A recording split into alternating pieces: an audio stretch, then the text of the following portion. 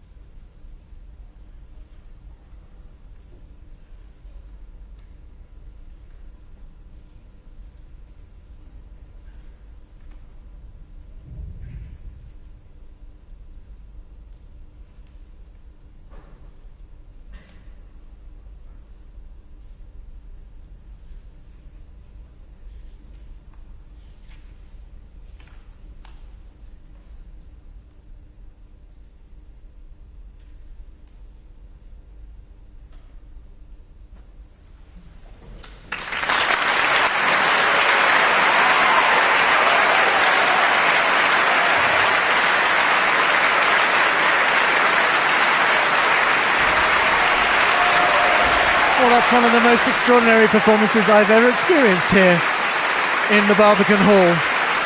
4 minutes and 33 seconds by John Cage. And by the way, those of you with stopwatches, and there are many of you out there, I know, 4 minutes and 33 is the amount of performance time we heard. There was, of course, time between the movements as well for everybody to cough. I've still got Tom Service here with me. Tom, have you ever experienced a performance of this piece? Yes, but not in this environment. I mean, what was amazing about it was how much tension it generated. I mean, you know, you could cut the atmosphere with a knife, and every cough, every tiny noise was absolutely amplified, made into a massive musical event.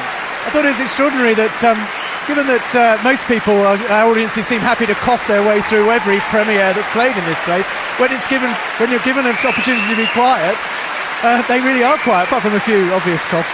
That's right. No, they did absolutely relish it. And it was you talk about it. I mean, it created an electrifying atmosphere. And actually, the most dominant sound was, I think, probably the sound of the Barbican's electrical system. You could hear a very distinct high hum, which one really focused on.